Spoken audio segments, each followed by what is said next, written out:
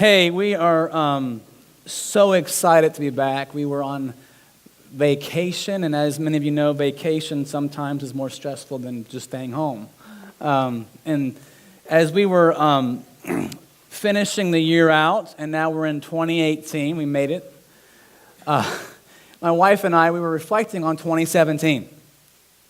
And as we were going through the year, I would say this has been our hardest year in terms of like life just knocking us off our feet. And it began right at a year ago exactly a year ago today, when a car rear-ended us and started our 2017, which is spiraled downhill, right? And so as we're reflecting, we're thinking, man, I'm just so glad 2017 is over. We can get behind it. We can look ahead at 2018. And then we stopped and we thought, you know what? 2017 was awesome. Why? Because God didn't stop working. God did incredible things in my life here at Big Lake, somewhere across the world, through the entire year of 2017. And if I have to repeat 2018 the way that 2017 happened, just to realize how incredible God is, I'll do it. I don't want to have to do it, but I'll do it. So 2018, God's still going to work in incredible ways and do awesome things. And I hope we as a church, we as believers in Christ will say, how can you use me? Even when my sister-in-law is dying in the hospital, how can you use me? Because you aren't done. And I'm not going to just wait for the next year to come until I start allowing Him to use me. Thank you for being there during our 2017. I'm so excited to be with you during our 2018. Mike did an incredible job, and thank you so much, Mike, last week as he set the stage for this series, Run the Race. And if you've been a Christian for any amount of time, you've heard a sermon or you've heard sermons on the race, right? And so we want to just kind of set up for you what that means in terms of what we're talking about during this series. And Mike did a great job of explaining to you, there are two races. Now, one of those races, there's many ways to do it. One is the world's race, and he described it as being a hamster on a wheel. Maybe you could call it the rat race. You're just trying to accumulate, do, and you get nowhere. And the other race is the race that's mentioned in Hebrews 12, 1 through 2, the one that God has set before you. So let's read Hebrews 12, 1 through 2 to review from last week. Therefore, since we have so great a cloud of witnesses surrounding us, let us also lay aside every encumbrance and the sin which so easily entangles us.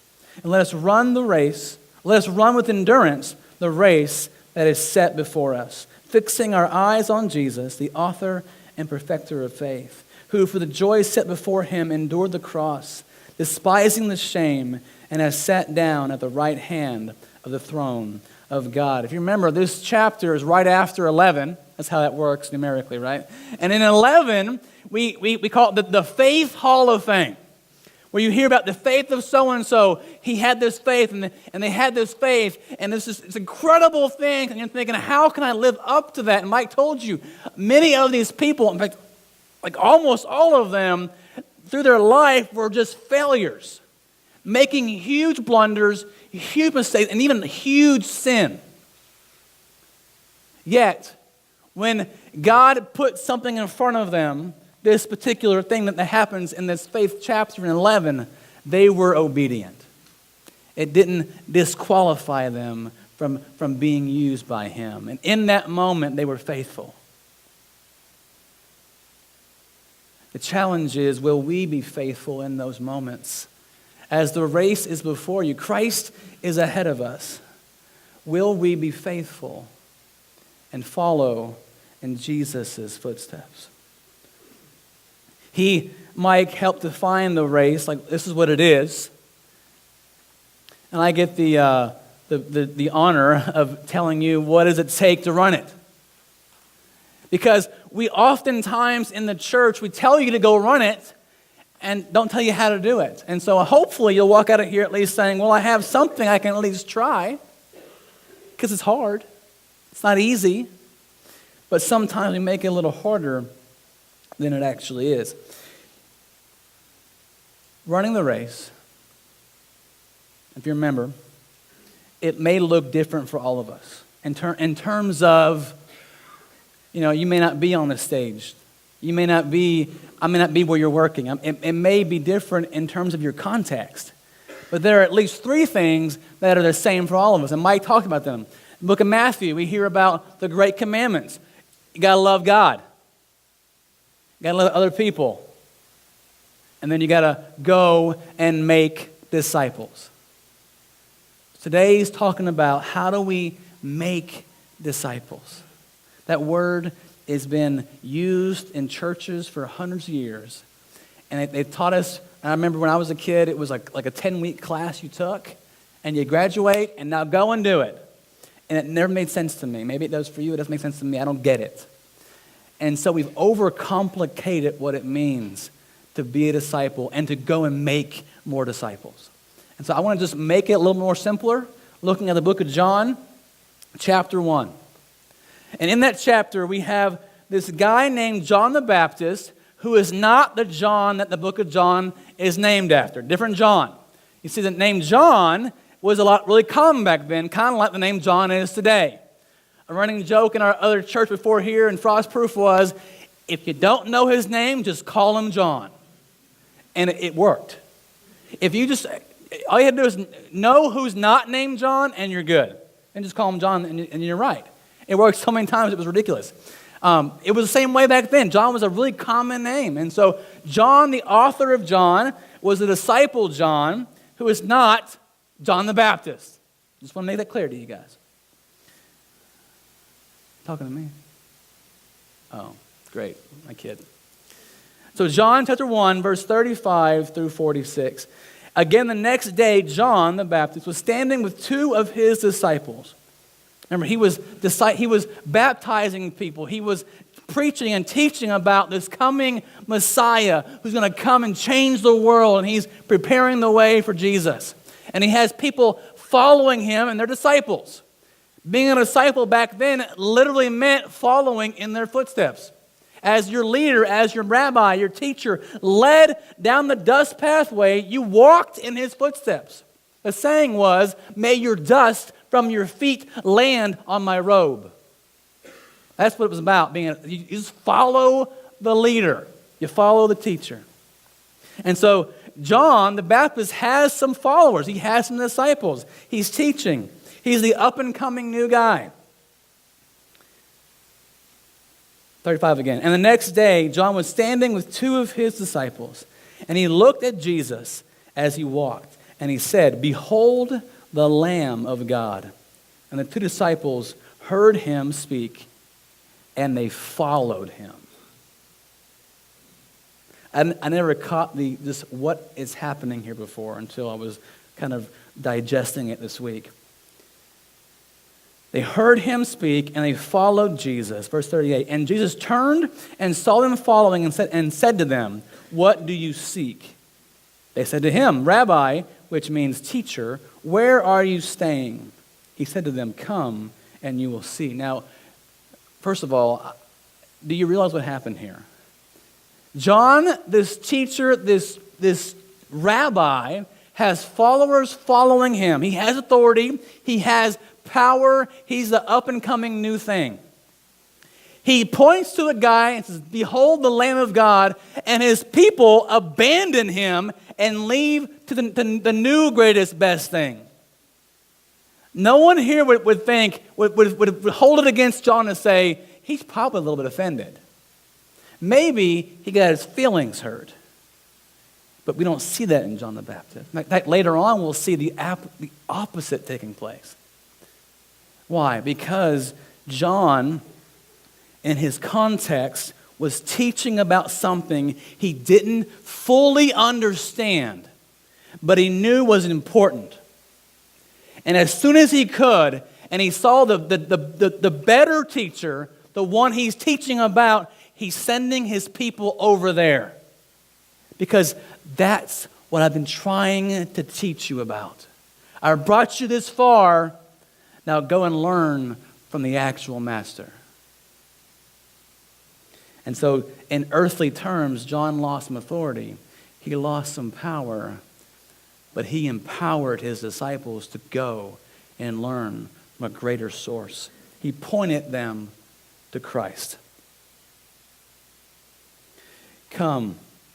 Where are you staying? Come and you will see. So they came and saw where he was staying, and they stayed with him that day, for it was about the 10th hour. What did they do? They didn't get in a philosophical debate. They didn't discuss theology. They just went home with him and spent time with Jesus. Jesus was discipling them by spending time with them. One of the two, verse 40, who heard John speak and followed him being Christ, was Andrew, Simon Peter's brother. He found first his own brother Simon and said to him, "We have found the Messiah," which translated means Christ. He brought him to Jesus. Jesus looked at him and said, "You are Simon the son of John. You shall be called Cephas," which is translated Peter. The next day, he purposed to go into Galilee, and he found Philip, and Jesus said to him, "Follow me." Now Philip was from Bethsaida, of a city of Andrew and Peter. Philip found Nathanael and said to him, "We have found him of whom Moses in the law and also the prophets wrote, Jesus of Nazareth, the son of Joseph." Nathanael said to him, "Can any good thing come out of Nazareth?" Philip said to him, "Come and see." Okay, let me just try to make it make sense. I'll be honest with you guys. It makes a lot more sense in here than I'm hopefully it'll make sense coming out. Because I hope that you get it. Not that you're stupid, I'm just not very good at articulating what I'm feeling and what I know needs to be expressed. So translate what I'm saying. Try to. Let the Lord speak to you. These disciples, they come and they say, and he says, "Where are you going? Where are you staying?" Christ says, "Come and follow me, come and see, come and stay with me." And they go. Then they're like, "This is the real deal." And they go find their closest friends and they say, "Come and meet this guy." Philip repeats Jesus. Come and see. Don't take my word for it. Come and see. Now, here's the unfair thing that they have that we don't have. You see, Philip discipled Nathanael for like 10 minutes. And he says, "Here's Christ, you're good." We have to spend more time because Christ physically on earth doesn't happen the way it did then. It's different. So they have to say, "Here, come meet Christ," and there he is. We have to say, "Come meet Christ. Let me show you what he's like. Let me teach you about him. Let me just live life with you. I'm not an expert. I don't have it all figured out. But I know a guy who does, and I want you to meet him." And sometimes it takes years. And sometimes it doesn't work. And sometimes we think, if it doesn't work, I'm a failure. I'm not good at this, so why even bother? Let me remind you that there were hundreds of people following Jesus at one point in his ministry. And hundreds of them left. They didn't like what he was saying. 12 stuck it out, and only 11 really cared about him in terms of following who he was. It's not a very good retention rate, is it? None of you would say, if we grew to 12 people, would say, "That Sam, he can lead a church." Wow, there are 12 people left. That's what Christ did. He led hundreds of people down to 12. Because they got it. 11 got it.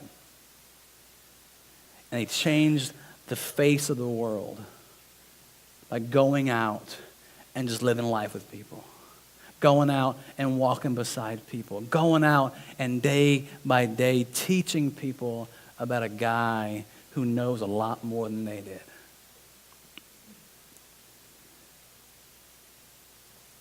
John chapter 3, verse 26 through 31. This is back to John. Some disciples are hearing about how the Pharisees are arguing with Jesus and his disciples, and John's disciples are really confused, and they're frustrated because in their mind, John, their rabbi, is the best, and so Jesus really shouldn't be as powerful as their rabbi. And verse 26, and they came to John, his disciples, and said to him, Rabbi, he who was with you beyond the Jordan, that guy Jesus, to whom you have testified, behold, he is baptizing and all are coming to him. He's getting people, he's like growing. His church is getting really big. This should threaten you. This should bother you, John. And John answered and said, a man can receive nothing unless it has been given him from heaven. You yourselves are my witnesses that I said, I am not the Christ. I'm not him. But I have been sent ahead of him. He who has the bride is the bridegroom, but the friend of the bridegroom who stands and hears him rejoices greatly because of the bridegroom's voice. So this joy of mine has been made full. He must increase, but I must decrease. Knowing Christ, being his cousin, because John is a cousin of Christ, doesn't make me more important than the next guy. I want to be less. I want Christ to be more. John, by our standards, should be upset and threatened, bothered. But he's like, man, I did my job. I got you to the guy who it's all about. Learn from him. Be changed by him. Because I'm not that guy. I'm going to let you down. Church, Pastor Sam will let you down. He will offend you because he's sarcastic and he's mean and he's stupid sometimes. He will miss the boat. He'll miss the phone call. He'll sleep in sometimes. I will let you down. But I know a guy who won't. And my job is to point you to him. Old church way of doing this was this. You bring your friend to the pastor and he does all the work for you.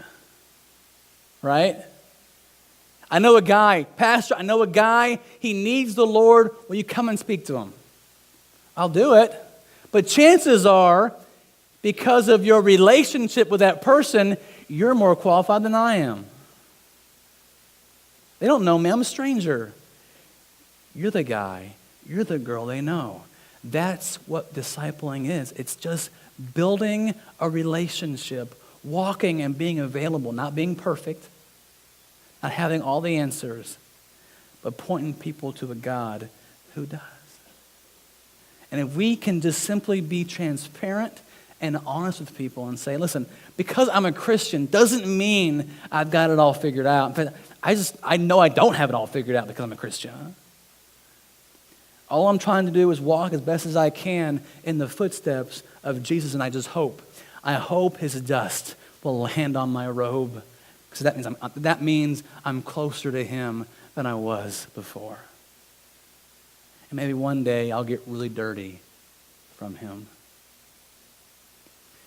We've got to get past the point of feeling like I'm not qualified, I'm not good enough, I don't know enough, and just start meeting people, loving people, walking with them, and just say, hey, come and see. How many, and this is not to make you feel guilty, but this is a challenge. 2018, if I'm going to challenge you all on this day, is to say this. Who have you had over to your house? Not from the church necessarily, that's great. That's a good way to introduce that idea. But who have you had from your life, from your work, from the gym or whatever else? Who have you had over to your house and just say, hey, come and just get to know me. I want to just know you more. Maybe a little weird. But who can we bring into our life who doesn't know Christ, who we can simply be available to? See, the world isn't like that. The world, generally speaking, they want something from you. And all we're saying, I just want to get to know you. Come to my house and have dinner with us. Let's hang out. Non-threatening. And here's the thing. Don't clean your house. Some of you are like, ain't going to happen.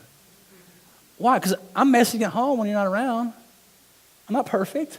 Come over, see my mess. Let's hang out. Watch out for the dog fur because it's on the ground on the couch. We overcomplicate it. Walking in the footsteps of Christ is not being perfect, it's following someone who is. And it ain't me. And it's not you.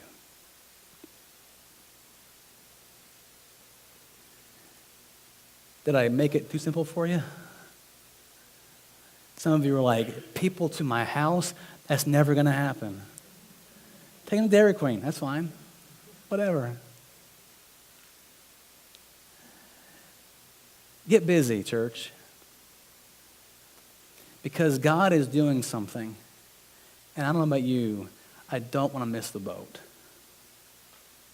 So I want you right now to, in your head, think of someone who you know, or maybe you're not sure, do they even know who God is? Are they a follower of Christ? Because most of you have somebody who you interact with on some level. And if you don't, find somebody, get uncomfortable. I have someone right now in my head I'm thinking of that I know. I don't know how I'm going to do it. I'm going to slowly over time just be available and pick away at them and just let them know who I am. In some way, find an opportunity to have them out for dinner and just hang out and open that door. That's what I'm going to do. Who are you going to do? Who are you going to do it with? Don't tell me, but have an answer to that question. Not to get in the big lake, not to grow our church into a bigger church, to build the kingdom. God is doing incredible things. He has done incredible things in your life. Don't keep it a secret. Let's find people who don't know him and just find ways to open that door. It's a hard sermon to hear, hard sermon to give, but one that we haven't given nearly enough. Let me pray for you guys. Have the team come up for this closing song.